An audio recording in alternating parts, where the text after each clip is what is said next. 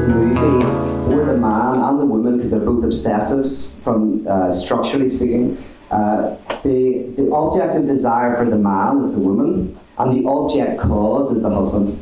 The husband is the thing that is stopping them from being together, and because of that, there's an overvaluation of the desire. So the very prohibition, the very thing that's making the relationship impossible, is the very thing that makes the desire so strong. They are literally making love, creating love. And for the woman as well, the object of her desire is the man, and the object cause of her desire is the husband. Because again, the husband is what makes the thing impossible. What ultimately begins to reveal itself is that the husband is actually not the impossibility. Right? That actually the husband, while you think, and we think that that's the person who's stopping them from being together, that begins to dissolve away. And they have a moment where they realize they could be together. And so what's more horrific than not being with the one you desire and you love? Well, of course, it's being with them. That's more horrific. This is what Jeff was talking about yesterday when he said about, love is disappointment. Every time he went away from his son, he was disappointing his son. He was differentiating from his son, and this is a horrific thing. It's the weaning process, where you separate from your parents, and often the weaning process is where you separate from your mother. And if this doesn't happen, something horrific happens, because it's terrible. Weaning is very, very painful. It causes a lot of suffering. But if you don't wean off your mother, you become Irish, right? And this is really, really bad. This is why they say Jesus was Irish. He lived with his mum until he was 30, and she thought he was God. Right? So this is near the end. The woman tells a story. She says, there's a dove. This dove has never flown. This dove looks up at the sky, sees all the other birds flying, but never takes off. But she wonders what would happen if she did. And she knows that the wind, with all its resistances and with all of its pulls, would stop her from flying as high as she would like or as fast as she would like. And so she resists. She renounces it, knowing that she would always be pulled down to the ground, that any flight would be an effort and would never be as amazing as she would imagine. And of course, she never realized that actually it was the wind, with all its resistances and pulls, that allowed her to fly in the first place. In other words, and Anna Freud said this, I thought it was beautiful. She said, in your dreams, you can make the perfect omelette. You just can't eat it. In your dream, you can have everything you want. In your fantasies, you can have it all. You just can't enjoy it. This is interestingly Karl Marx's critique of religion.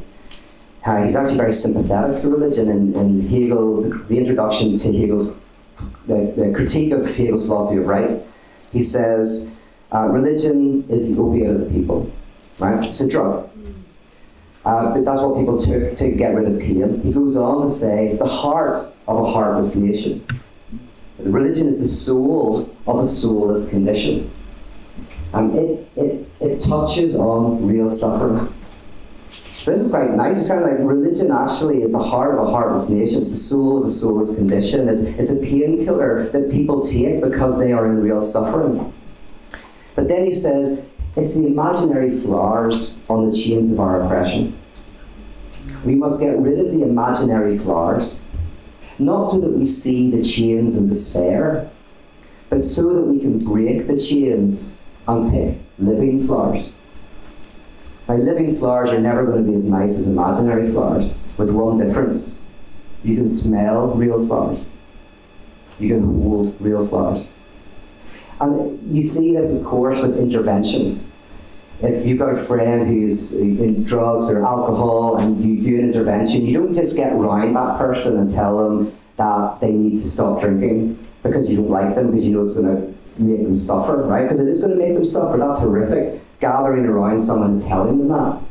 You do it out of love.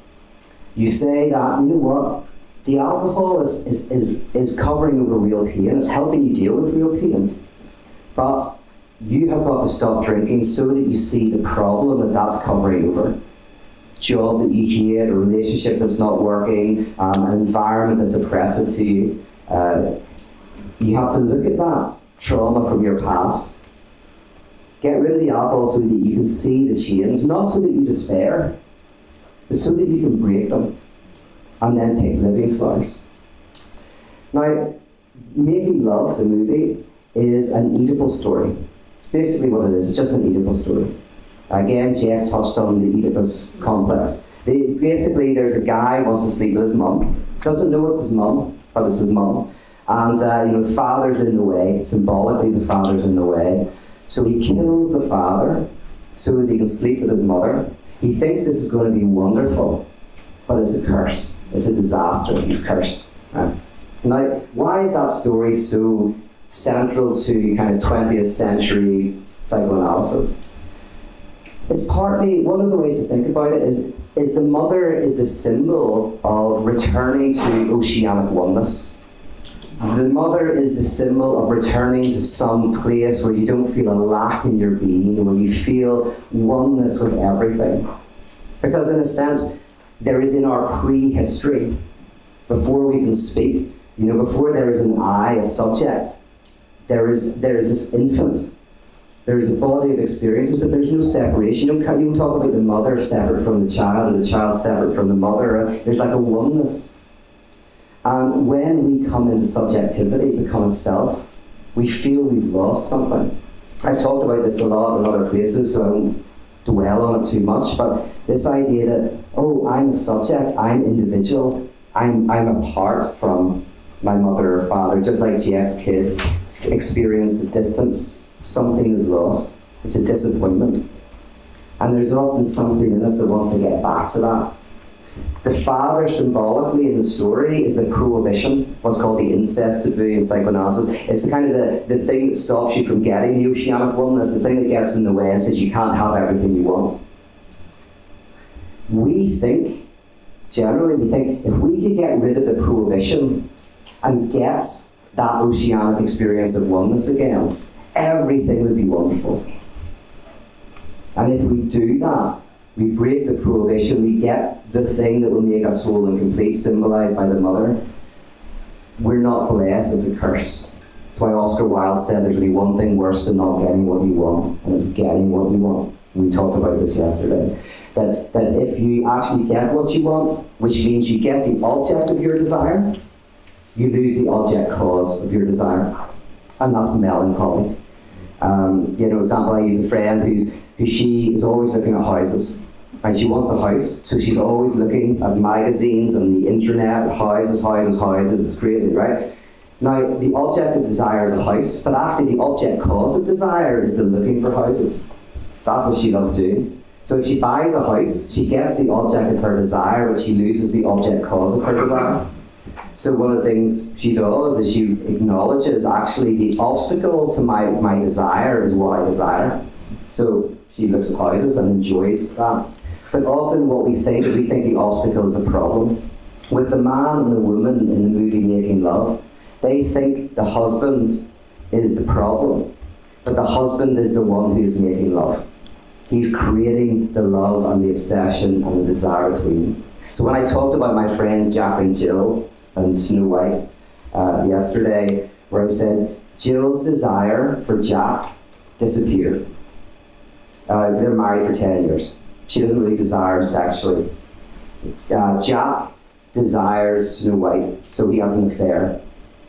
Then that is discovered, and what we think will happen consciously is that they will break up, because she dislikes him, he feels remorse and bad, they both think that the marriage isn't working. So if you were an alien from outer space, you'd come down and go, that relationship's over, right? That's obviously over.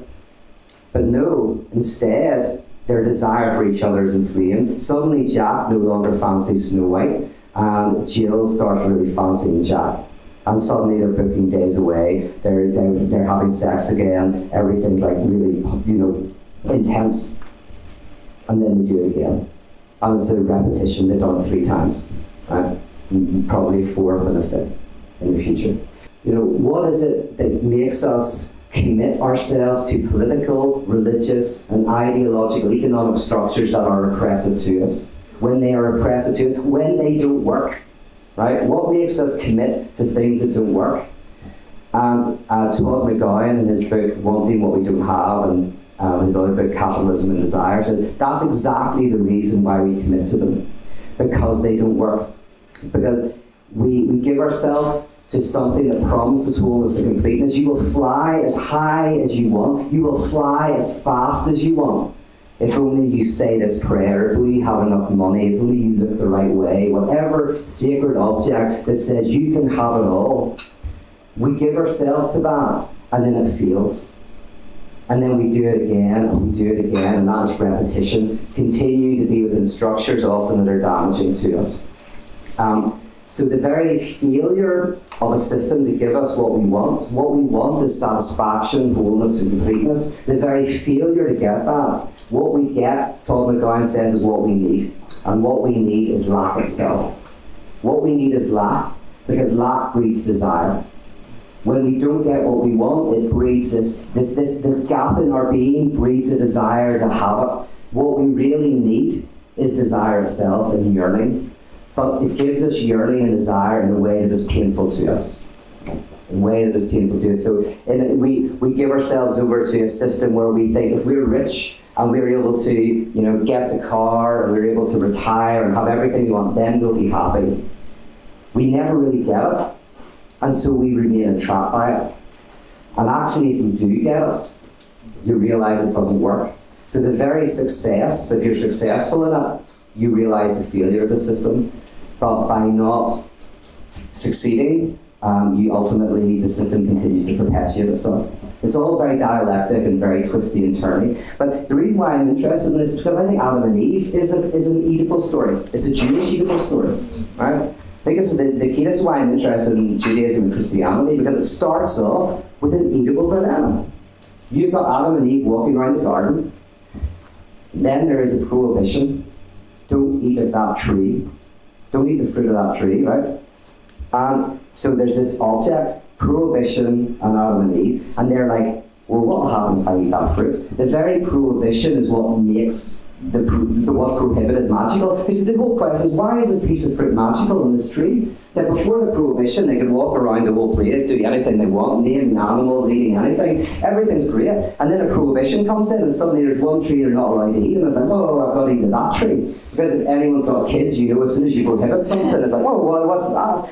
Kids are playing with toys, and one kid's playing with a car, the other kid says, can I play with the car? And the other child's like, no, I'm sorry, I'm using it. And the other kid's, well, I apologise, but I would really appreciate it if you were able to let me use that toy car for just half an hour. And the other child's like, I understand that you're concerned, and I understand that you would like this, but really, I was there first, and I'll be finished in an hour, don't worry. That's okay, I don't think I've made myself clear. I need that car, or my life will fall apart. And what we see happening is, as the prohibition keeps going, the car becomes magical.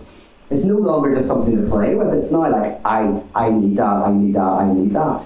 And if you don't get the car, you're unhappy. And if you do get the car, you're unhappy because it's just a toy car. So the horns, that's Schopenhauer's pendulum we talked about yesterday. The pendulum, like the pit in the pendulum, we oscillate. Human life goes between melancholy and depression.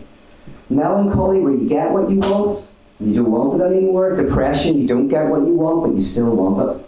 Since it's a terrible dilemma for us to be in. So you have Adam and Eve, an Oedipal story. They think if they break the prohibition and get the piece of fruit, everything will be wonderful.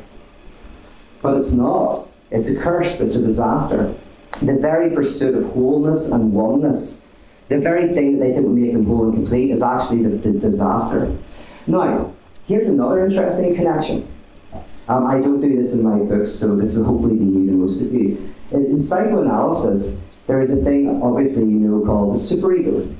The superego is an internal, external voice, as in it's internal, but it doesn't feel like it's you. This voice that keeps telling you, you have to do X, Y, and Z to be happy, whole, and complete, right? You need to be nicer to your mum. Or in America, the superego in America is generally not moral. It's generally hedonistic. You're not having enough sex. You don't have enough friends. Why are you on Friday night watching Netflix when you could be out having a good time? That's what you should be doing. And it's, the tyranny of happiness. The tyranny of LA's hilarious for this. It's amazing. It's this tyranny where you have to be happy all the time. And you have to at least pretend, but when that voice is inside you, it's horrible. So the superego is that voice. It's always telling you have to do something. And we think if we obey that voice, it's going to be great. But the more you obey it, the worse it is. You either don't live up to it, or you feed it, and it just gets worse and worse. In theology, the superego is called the serpent. Right? The serpent or the devil is the internal voice that's saying, if you eat that piece of fruit, you'll be like God. And God traditionally lacks the lack. God is whole and complete. If you get that, you will be like God, you will be whole, and you will be complete, and it will be wonderful. Right? So in psychoanalysis, you've got the superego. In theology, you've got the serpent. And in psychoanalysis, one of the things you have to do for people, for neurotics, is to help them realize the superego doesn't exist. To get rid of that voice, to extract it, to rob it of its power. To realize that you don't obey the superego, but you kind of just ignore it. You just go like, well, who are you? What are you? Right? In theology, that's called exorcism. Exorcism is removing the serpent, getting that voice out. Now, I'm saying this as if this is like what theologians and stuff say they do. This is just how I read it, but it makes sense to me. You pull and you extract this voice out. And the technology of that in psychoanalysis is obviously the couch, the clinic. The technology of theology is grace. Grace is the experience of realizing you don't have to change, you don't have to do anything. It's a very, very radical notion. Paul Tillich says grace is the acceptance that you're accepted, which basically means you don't have to listen to that voice that's always telling you to do X, Y, and Z. You can kind of embrace your crapness. And I've seen your lives, they're pretty rubbish, right? But it's actually being able to somehow be. And so any community that is telling you can be whole and complete is, I think, technically a satanic community. So there's a lot of satanic churches out there. In the technical sense, it's satanic. Any community, secular or sacred, that are promising if you have enough money, you look the right way, you say the right prayer, whatever, you can be whole and complete, you can be like God. That's not the voice to obey, that's the voice to exorcise, to get rid of. And it's a very, very difficult thing to do. That's why we need artists, musicians, religious technologies to help us do that. So that's kind of an eatable story. I think it starts off, it sets up the whole human dilemma. Now, yesterday I talked about how there are religions of hedonism that say the way out of this problem is you can have everything you want. Right? Religions of hedonism. That's religion. In the movie, I talked about the thought experiment, the gallows, the guy who can sleep with this woman, but he'll be hung the next day on the gallows, right? So what does he do? Lacan says it's the gallows that makes him desire the woman. So in hedonism, it's kind of like you sleep with the person, things are going to be amazing, but at the end of the day, it's just sex, right? Or there are religions of the gallows, religions of the reality principles, the religions of renunciation. That the way out of this is actually to get rid of your desire, to no longer desire anything, to pull yourself out of the wheel of frenetic consumption. These are two of the strategies we try to adopt in order to avoid the anxiety of existence, the absurdity of our lives, the feeling that we can never quite get the object of our desire and the object cause of our desire linked.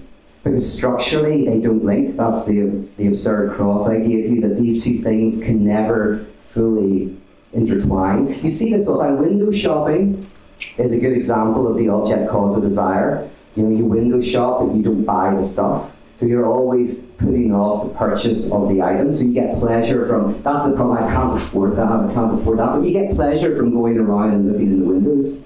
But often the pleasure is painful because you go like, oh, I'd really like to buy that. And the opposite is the object of that. You just go and you buy stuff and you don't really care. And then you don't care about clothes. You buy socks because you want to buy socks. Sex is the same. So if you're just going, you just want to have sex, that's the object of desire. Or the object cause of desire is everything you do in order to kind of lead up to the act. whether it's candles or Aslan suits with Adam or whatever it is, whatever crazy thing you have to do, right? And these are, and the weird thing is that they intertwine the object-cause desires. Like, oh, that gets in the way of actually getting to the act. But it's actually vital to in a sense overvalue the act to make it something kind of powerful. Shizak was talking about something in America that was happening. I don't know if this is true, where people who've lost their jobs, so a lot of middle class people who have lost everything, they would go in the shopping centres. Basically, well, what was discovered? He noticed that there were these trolleys full of stuff just lying at the end of the supermarket. And he asked, what are they? He said, well, yeah, people come in and they shop, just like they used to, and they put all the products into the cart, and then they just leave the cart and leave the shop. That's the object, cause, and desire. They're doing that bits, but they're not getting the object, which is just purchasing the goods. And anybody knows buyer's remorse when you actually can buy the goods. It's not as great as you'd hope. There's one exception. Jay Baker bought this leather jacket, and I always said, we're not going to be happy with it. And he always wanted it. And it's a really nice leather jacket, and he coveted it, and eventually he was able to afford it. He got one with a little bit of damage. It was cheaper. And you know what? It really did satisfy him. He still loves that jacket. So there are exceptions to every rule, okay? Yeah.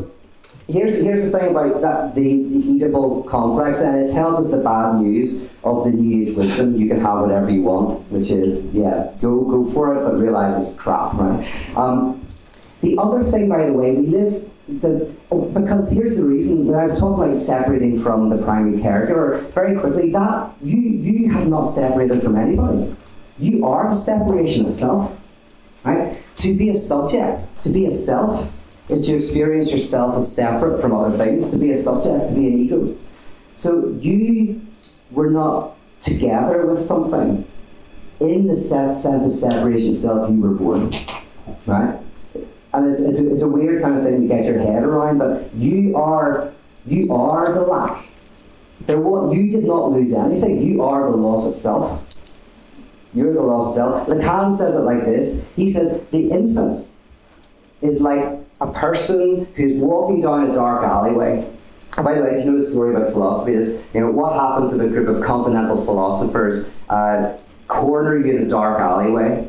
I don't know. It's like they make you an offer you can't understand. So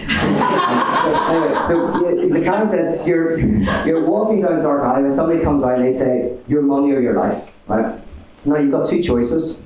You either give your money, which means you lose something really valuable, like the stuff that you use to purchase things, to go about life, right? Or you keep your money and you lose your life.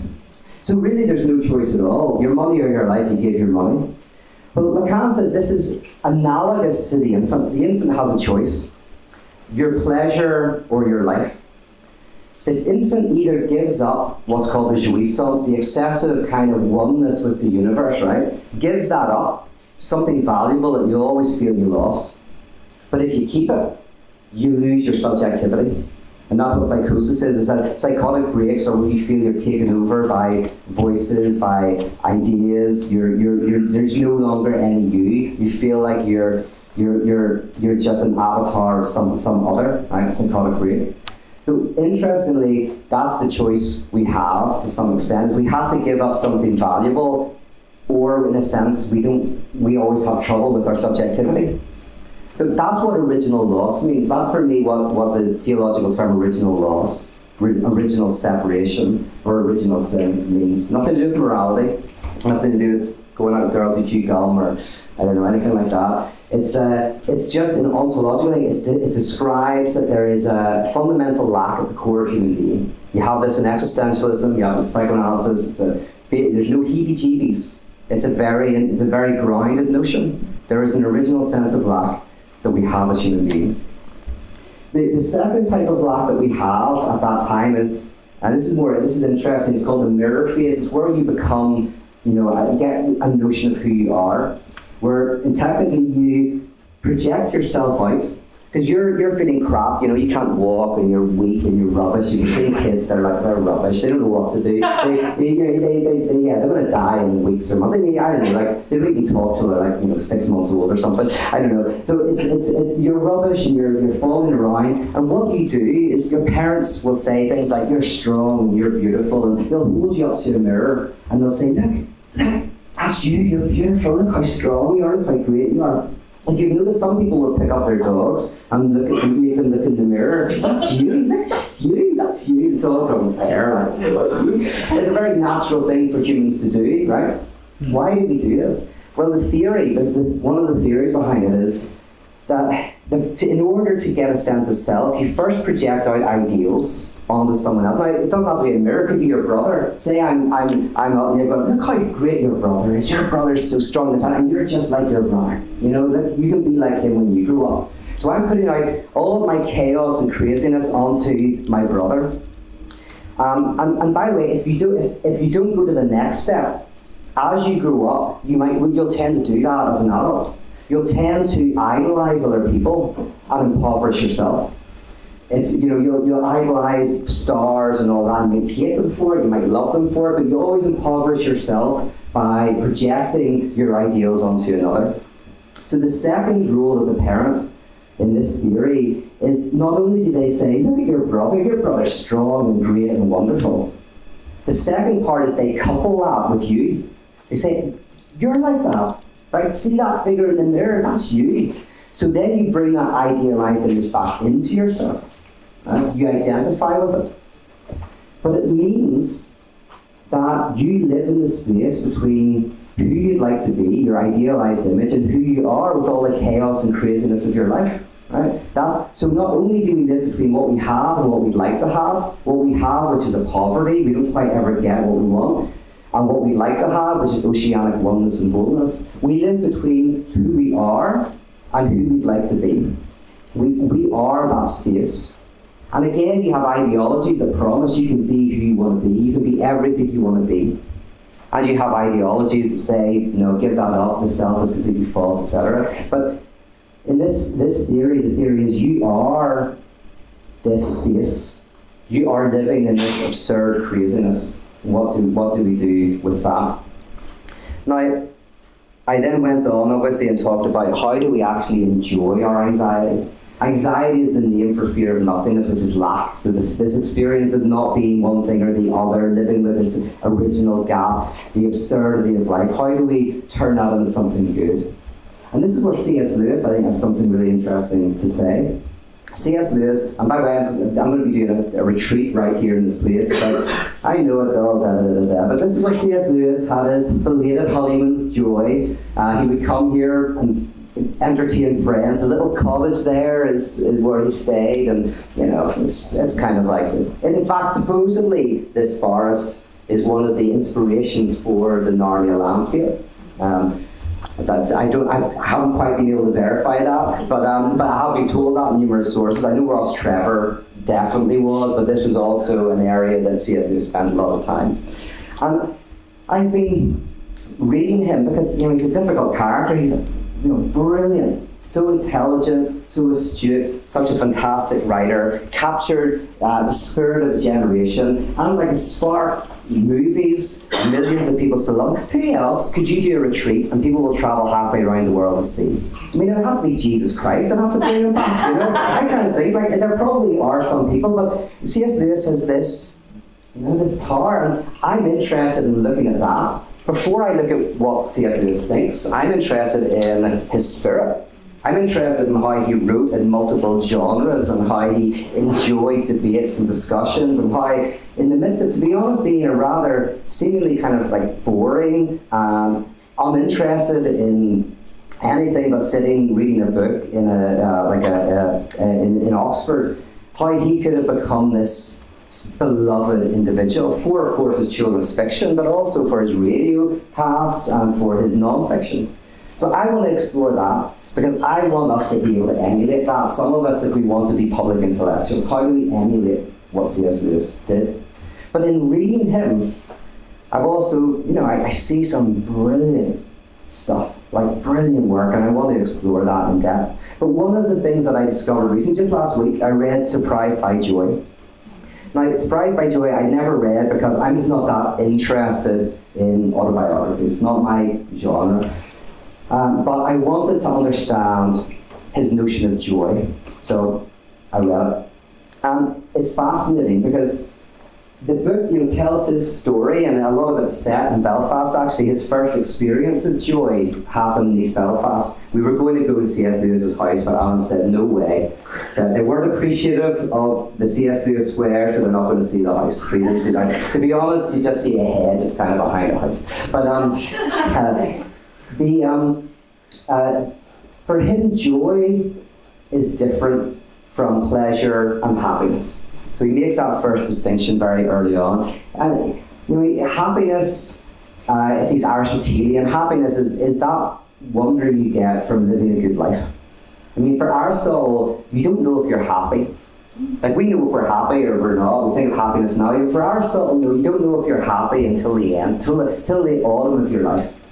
Because happiness is, in a sense, a life well lived. It's kind of like, I think, a relationship. You don't know if you're in a good relationship or not when you're in it. You don't really. I think if ever you know if you're in a good relationship, it's probably near the end. I mean, it's almost like history. You don't know if a movement is good or bad until it's over. And then you look back and then you can assess it. In a similar way, like people who say, oh, they're getting a divorce or whatever, oh, that didn't work out, we're not like that, oh no, what we've got is amazing. You go like, well, you don't know, they were together for 5 years and 10 years, and then this happened, and you've been together for 3 weeks, and you think that everything's perfect. You don't know. And these moments happen few and far between, where we just feel not at home in the world, in it but not of it, in the world but not of the world. And they pass as quickly as they come, and you can't grab them. What you can grab is the sediment. It's almost like a waterfall creates this muddy bank. And you've got the muddy bank, and it's testimony to the water that passed through it, but it's not the water. You as soon as, in fact, you reflect on this joy, you kind of lose it. It's something that captures you, and you maybe read a poem. But then you go back and you read the same poem, and it's not there. But there's these little moments that surprise you of longing. But he says the difference between joy and regular longing is it's not painful. It's pleasurable. It's wonderful. This sense of another world, another possibility, isn't something that is painful to us. It's something that actually inspires us, that we enjoy. And then at the last few chapters of the book, he then talks about his conversion to Christianity. And he says that, for me, Christianity is the path. Joy are the signposts, and Christianity is his path. Now, interestingly, what I like about this is he's not saying Christianity is the destination, or Christianity is it. He says Christianity is like, living into this joy, walking it. Not getting there, but walking it. Now, here's the thing. There's an old anecdote in Belfast about this tourist who gets on the bus. She says to this guy on the bus, a guy called Seamus, I have to get off at Shaftesbury Square. And Seamus goes, oh, no problems, I can help you with that. Right? So he says, all you have to do is wait and see when I get off the bus. Yeah, and he says, and then just get off a stop before that. Right? This is how I feel when I meet C.S. Lewis. Right? I'm on the bus with him, and I'm going all the way, and then when he gets off the bus, I'm like, damn, I should have just got off the stop before. Because what then Lewis does is he then, of course, has a destination. He says, and then we get to something. And that typo on the, if you saw it, on the statue that we saw, that he says Christianity is like a sculptor's room where all the statues are there, and they hear a rumour that one day they might live. Quite nice. Unfortunately, it says statutes instead of statues. Just Belfast, you always have that. That's a beautiful idea of the object and the object cause of desire. A little bit of imperfection is actually what makes it all the better. That's what's going to make that statue memorable, is the little mistake. So C.S. Lewis then postulates an end, and this is a very big part of C.S. Lewis's work. is actually this experience of joy has a fulfillment. The only thing I want to do, and with radicalizing Lewis, is say, well, what if we just bracket that out? Just bracket that out and go, what if the joy of another world, of moving forward, of changing, and that is its own fulfillment. We don't need the destination. In fact, the destination would be the problem. The destination, heaven, would be hell. Maybe we can think of the next slide, but we cannot imagine what that destination would be. Because technically, the enjoyment is in the longing for something. So what C.S. Lewis says is actually, we learn to enjoy the obstacle. We learn to enjoy not having. We have pleasure in what we don't have. And of course, doubt is not having certainty. Guilt is the bad form. Guilt is not living up to something you want to be. So remember I said we live between who we are and who we'd like to be. The experience of guilt is the experience of not being the person that you think you can be. But that guilt can be turned into potentiality, into possibility, into something that inspires you to try to work harder and be a better person. The guilt doesn't change, but how you position yourself in relation to it changes. You know, your doubt and your unknowing doesn't disappear. You just reposition yourself in relation to it. You know, you don't stop unraveling. You just turn it into raveling. And that's joy. And it's the surprise of joy. It's very difficult. It's that moment when you go, actually, this not getting is okay. Now, I think the perfect analogy for this, and then I'll draw to a close. In fact, what time is it? It's 12 o'clock. What time have I got to? What did Alan say? 12:30? Oh yeah. Sorry, lock the doors. They're not getting It's like football. You know, I've said this before, some of you will know it, but I have never understood football. Never understood it because nobody wins. Like, and Jeremy, I watched this and nobody wins. People win games, but nobody ever wins the football. Right? They play, and they play, and they play, and then it just keeps going. It keeps going. And like, I'm going, well, when are they going to do the actual match? Okay, they get to the actual real match, but the two best football teams, and then they play, and then they get the football. I guess they're playing for the football, I don't know. So they actually are given the football, and then that's it over. Right? Football's done. And then we invent another game. And then we play for 15, 20 years, and then we decide who wins that game, and then we move on, right? Now, a friend of mine then said to me, you're kind of missing the point. Right? Who would have thought? Who would have thought? He said that you're thinking that the point is the winning of the game. But no, it's like you're with your team through thick and thin, through the good times and the bad times. You know the players' names, you know how hard they work to get there, you know all the controversies, you know the manager, you know what they're buying and selling. So that's why the enjoyment is. Now, if you use this analogy, I was thinking of football in terms of the object of desire. The object of desire is to win, right? And the object cause of desire is the training, the buying and selling of players, the wins and the losses, moving up and down divisions, and all of that stuff. That's the object cause. That's the crap stuff you have to do in order to get what you really want, which is the win. But the other side would be equally as weird. If you just kind of didn't care at all whether your team won or lost, you never really watched the games, you just like to see the training, that would be a bit weird as well. There's something where they intertwine in a complex way in the sport. So you do enjoy the wins, you do enjoy the moments when your team does well, but you also enjoy, rooting for them when they're not doing well. And the object cause and the object of desire kind of become intertwined. I think that's what kind of joy is. It's the closest I can think of an analogy in our contemporary society, because our ideological systems don't work like this. But I think in sports, this is one of the few areas that we actually exhibit this power. And in that, we enjoy the winning, the losing, and the object of desire as well. So that's joy.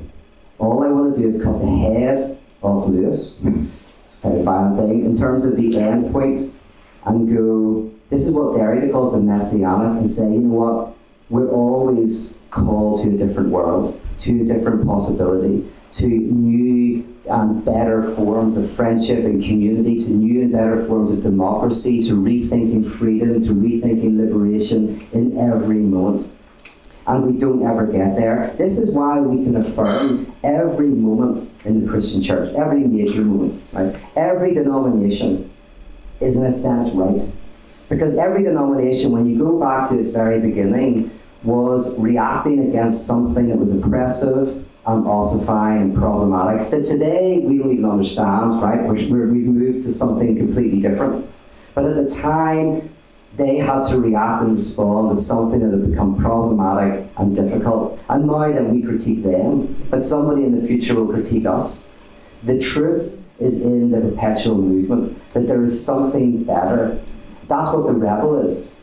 The rebel is different from the revolutionary, because the revolutionary, as we talked about yesterday, is the one who's like unhappy. They don't enjoy their longing. They don't enjoy their yearning. All they enjoy is winning the game, getting the new relationship, getting the new utopia.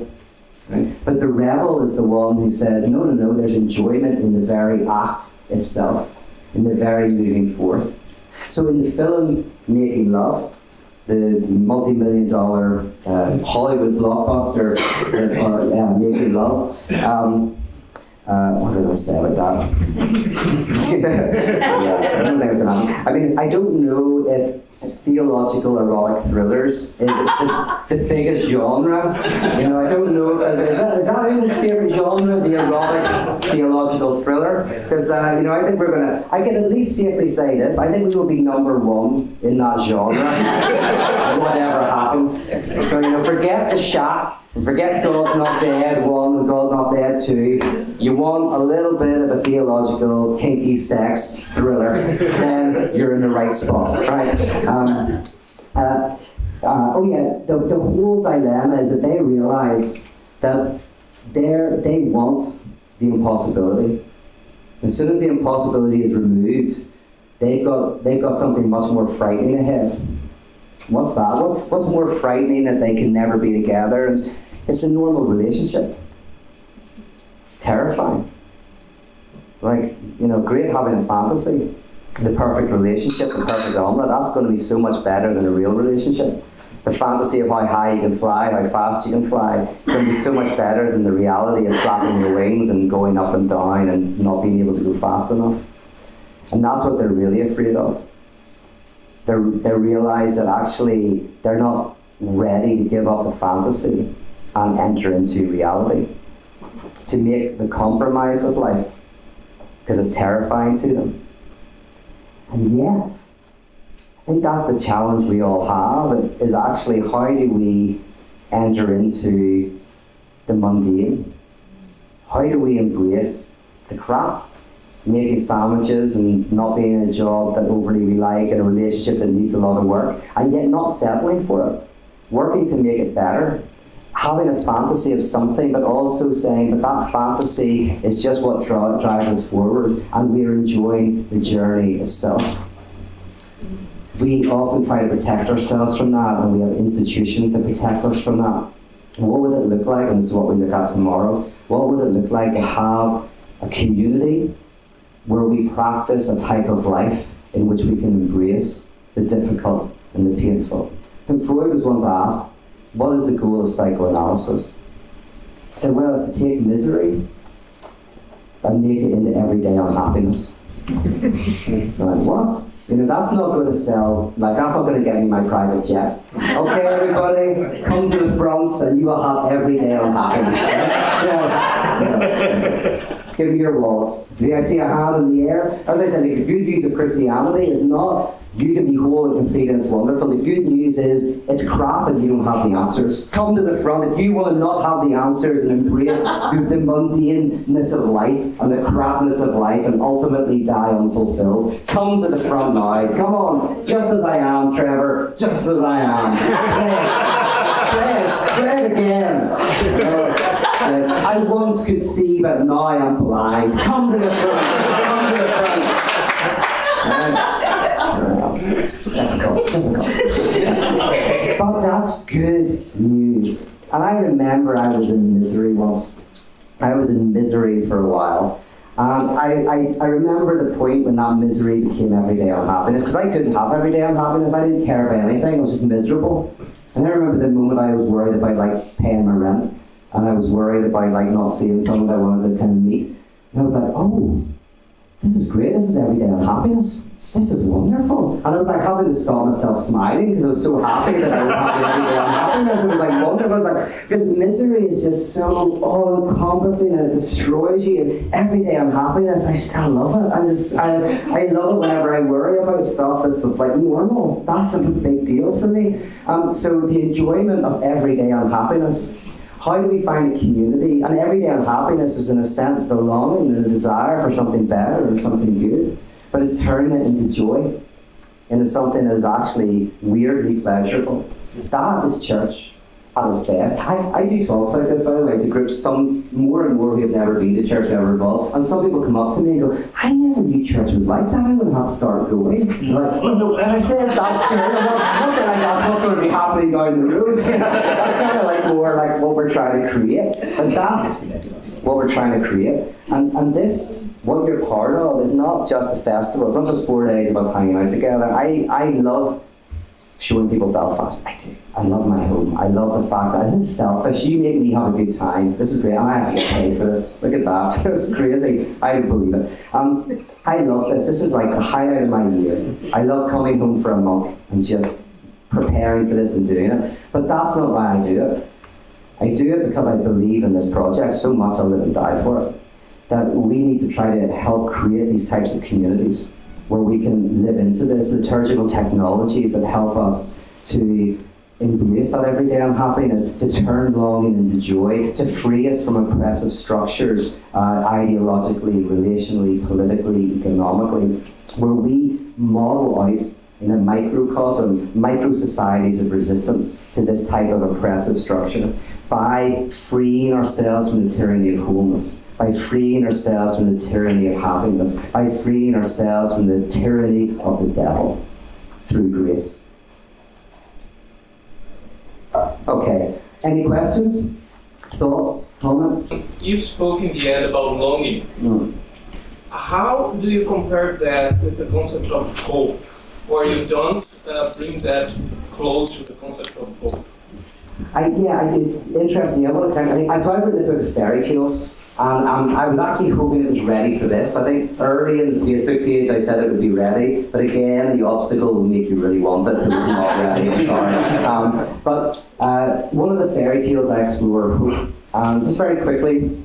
It's this, the place is called the Lonely Forest. It's all set in the Lonely Forest, which is like 100, it's just a stone's throw away from the 100-acre wood, which is much more well known. The Lonely Forest is not as popular a place. I don't know why, but it's not. But anyway, one of the stories is about this group of elephants. Now, when I was writing this, I didn't do very much research about what animals live in forests. So, in retrospect, elephants probably wasn't the best animal to choose. But they're already being drawn, so I can't change it. So these elephants are in the forest. I like the fact that I said it and nobody blinked an eyelid. Elephants in the forest, right? So there's a group of elephants anyway, and they've got no natural predators because they're so big, except for one. And it's this group of angry ants who live in these trees, and there's millions of these angry ants, right? And they are threatening the elephants because they can crawl up the trunk of the elephant, crawl into their ears, crawl into their mouths, and eat them from the inside out. And eventually, all you've got is like a big, elephant skin on the ground. Pretty disgusting, right? And so these angry ants are actually a threat to everything. They're a threat to the entire forest. But the elephants had made a pact with these tree frogs. These tree frogs would eat the angry ants, and in exchange the elephants would stop eating from the trees, destroying the tree frogs' home and habitat, right? So this has been going on for ages. But anyway, this elephant's walking through the forest, steps on a whole hive of these angry ants, and millions of them come out, and they start to surround the elephant, and he's freaking out. And he's like, there's no hope. There is no hope. And he's like, he sees them coming closer. But right at the last minute, some tree frogs fall down and surround him. Like they create this circle of protection. And they start eating the ants. Now, this elephant's a realist, maybe a pessimist. He's going like, there's no hope. Like, there's too many of them. And the frogs are, no, there's hope, don't worry, don't worry. And they're eating the ants. And the elephant's like, no, honestly, there is no hope, there is no hope. And the frog's going, don't worry, it's fine, it's fine. And more ants come out, and eventually the frogs are getting overrun, and then the frogs start going up the tree trunks, and then the elephant's like, oh, I thought you said there was hope. There is hope. And he goes, but they're starting to crawl all over me. Don't worry, say the frogs, there is hope. And then he feels them going into his ears and up his trunk and into his mouth. He's like, I thought you said there was hope. And one of the frogs says, no, we meant there's hope for your species. We meant there's hope for the forest. We meant there's hope that the ants won't destroy everything. There is hope that the sun will rise the next day. There's hope that the lonely forest is not finished. Oh no, there's no hope for you. You're fucked. It's a cheery book of fairy tales. I can imagine, you're already thinking, I could read this to my children. Night. The reason why I wrote that was partly because, well, two things. One is I do think that there's two types of hope. First of all, there's hope like that everything will be better in the future, right? You sit back and in the next life everything will be great. But there's also a type of hope that your kid will go to university. That's a hope that requires you read to your kid, you save money, you move to an area where there's good schools, whatever it is, I don't know. But it's a hope that requires that you have to do something, that you have to put your shoulder to the wheel and push. So often religious hope, I think, is the hope that in the next life everything will be great. That stops you from doing anything. Right? But the hope that says the world can be better, your life can be better if you push and kind of change, that's, I think, religious hope. Now, the response to that I got recently was, yeah, but what if you have no hope? Like, what if, you're in a place where you're going to live and die and probably never see anything get better? And that's why, that's part of the reason why I wrote that fairy tale.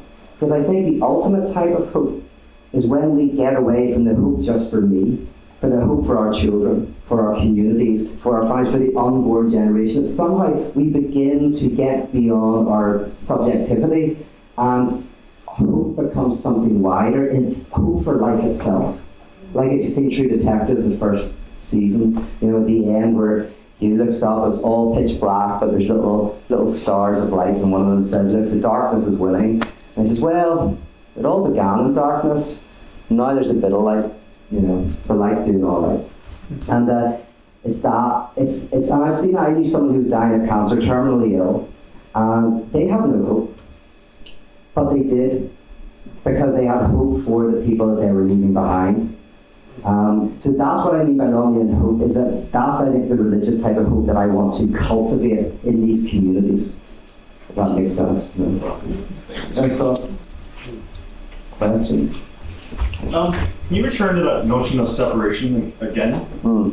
Because I don't, and how it's like you don't lose something in separation, but that we are the separation. We are the separation, yeah. Because like when I look back at my own moments or seasons of separation, I feel a sense of loss. Yes. Like there's a grieving process when I think about leaving my family of origin or the end of a long relationship.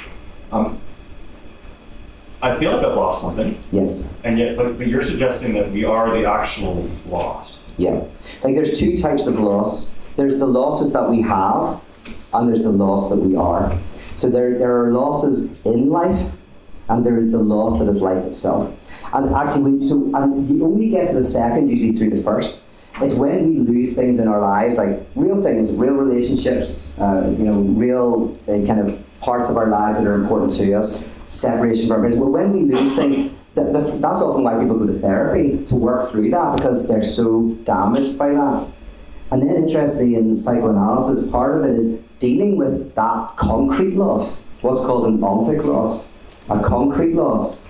But then you touch on the ontological loss, which is the underlying loss. In philosophy, there's the ontology and there's the ontic. Ontology is the nature of being, what it means to be human is ontology. So there is an original loss, and then ontic is in a sense the concrete losses. And then there's a moral part of it as well, which I'll just mention very briefly, which is we then will do anything to fill that lack.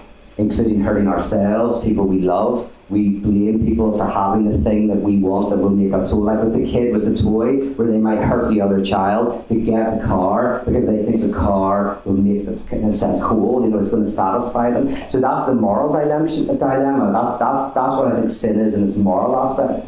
In its ontic aspect, it's any concrete thing we think will make us whole and complete. Having a child, working in a certain business, whatever that is.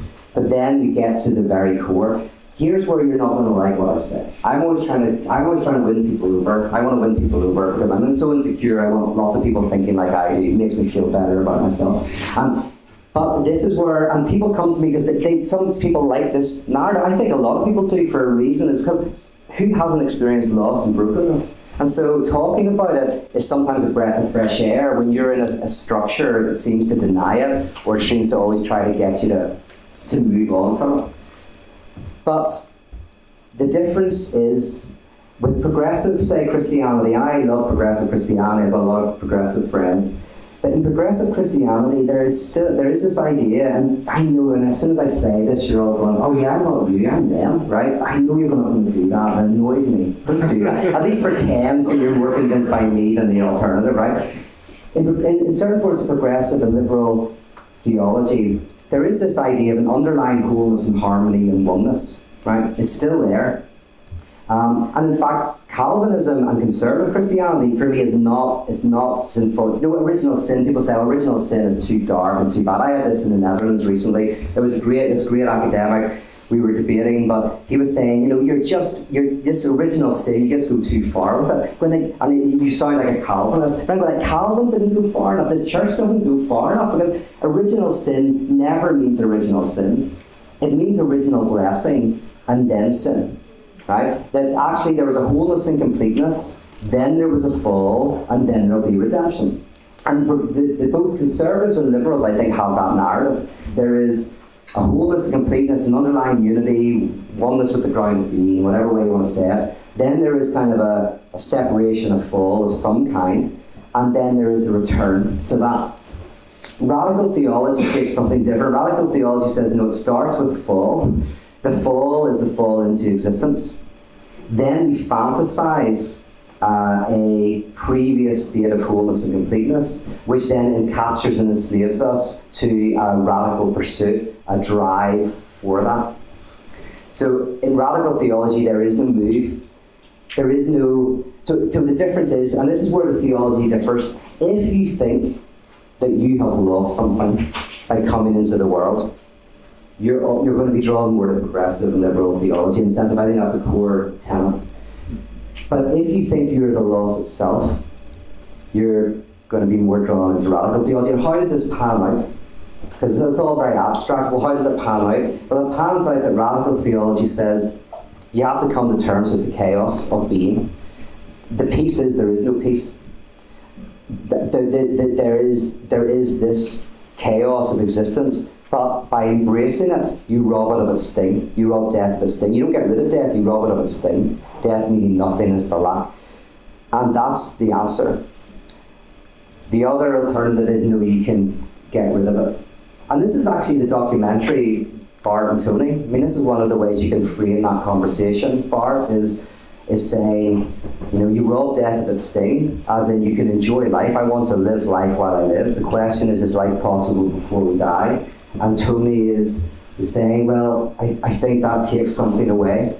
That there's something that we return to, a wholeness and a unity and a oneness, and you take that away as a problem. And I love, by the way, even-handedness. It kind of put them out there, and maybe although I know Bart well, and we argue all the time, because I think he's basically as sure of his humanism is very metaphysical. But I did love that documentary where you go like, there's maybe your two choices.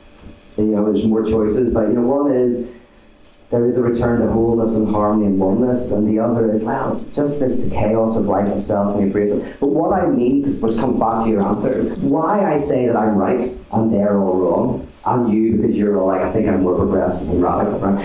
Why you're all wrong is because there is no I that loses something, because as soon as there is an I, there's a subject and object. A me, there's a not me. An inside world, an outside world. You can't have one without the other. I can't have like there's an I, but not a thou or an it.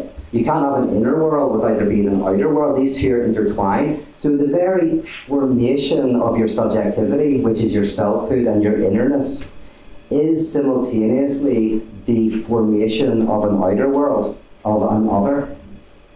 And so that's why I think that to be a subject and to be a self is to experience lack and separation. And the very power of a lot of religious and ideological systems is they say, oh, we can get rid of it. But no, what we need is a ritual and technology that helps us enjoy it.